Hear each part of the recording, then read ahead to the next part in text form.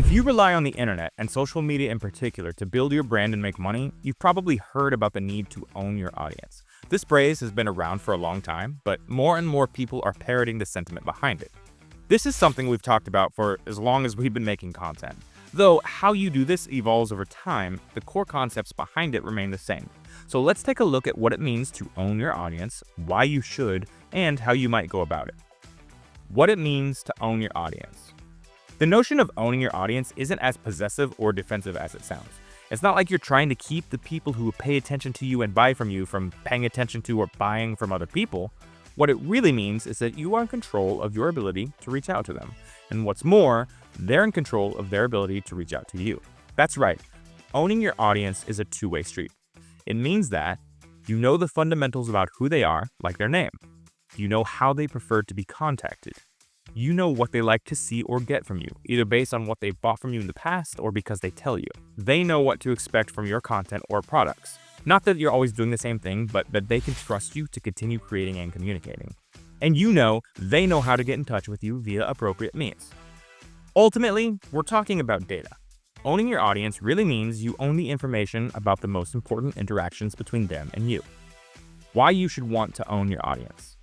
Being able to directly reach your audience means you're able to foster better direct relationships with them. But be careful, because it also means you can spam them, which is a terrible idea and the best way to hurt your good relationships. If you're constantly relying on social media platforms and other social distribution channels to reach your audience, you're likely not reaching people who really do want to hear from you. Therein lies the rub with how most of us build audiences nowadays. Platforms like TikTok, Instagram, and YouTube are all incredible ways to reach new people, but they're not particularly good, or at least not reliable, ways to stay in touch with the people who want to keep hearing from you. Only a small fraction of people who indicate they want to be in your active audience actually see the content you post on these platforms on a regular basis. Furthermore, these platforms change how they distribute content fairly frequently, meaning not only are you not guaranteed to foster your existing audience, you're not even guaranteed to continue getting in front of a new audience, even if your content remains top tier. Sure, some of these platforms provide decent to even great analytics about how your channel, content, and community are reacting. But remember, you still don't own this data. This is all just information about the interactions happening on your channel, and it's only what the platform wants to show you. Most users are anonymized. This is called third-party data, because ultimately that data belongs to a third party, the platform in question, and they simply let you see some of it. Owning your audience means having first-party data, important information your audience shares directly with you and doesn't rely on the existence of another app. How to begin collecting first-party data. First of all, here are some examples of what constitutes first-party data. A person's actual name. Email addresses, though yes, technically these still rely on third-party platforms. Phone numbers, identity characteristics like gender, sexual preference, ethnicity, nationality, etc. Addresses, survey responses, purchase history. There are also some kind of in-between pieces of data about your audience that, while not quite as reliable as the other information, are still more valuable than the data you may get from a third-party platform. These include things like Messenger user handles and platforms like Discord, gamer handles, general employment info, etc.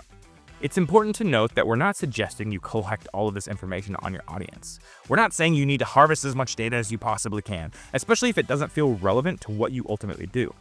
Oftentimes, you'll also find that your style or brand attracts a lot of people from similar communities. But if they want to share it with you, it's nice to have. And it's important for you to be able to safely collect this information outside of any particular platform. This is the kind of information that helps you better serve and reach your audience. Like, if one of the biggest social media platforms in the country suddenly disappears.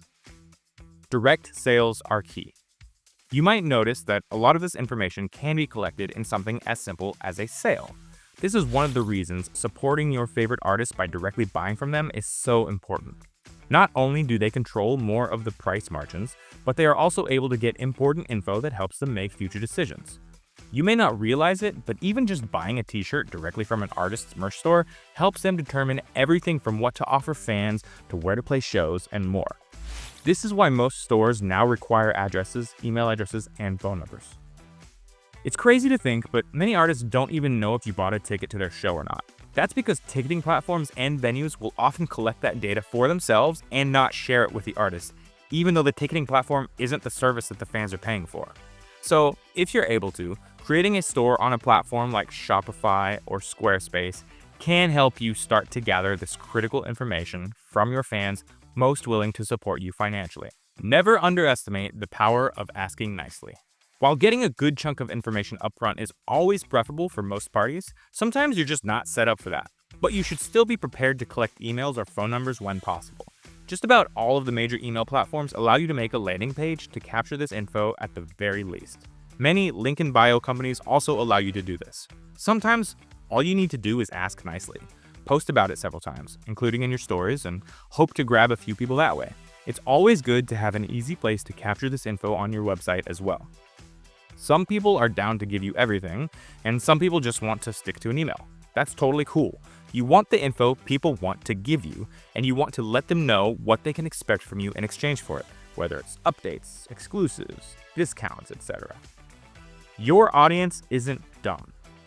If you plan on using a service to capture phone numbers and communicate via text, that's cool, but be careful how you phrase it. For a moment there, a lot of people would say things like, text me at my phone number, and then provide what amounts to a text sign-up list. Don't pretend you're actually giving out your phone number, for multiple reasons, and don't try to trick people into giving you their data. Ultimately, it should be symbiotic and up to your audience. Some people prefer to get information some ways. You won't get everything from everyone, and you need to respect what people choose to give you. By the same token, asking them for it is a great place to start, as well as providing value when they give it to you.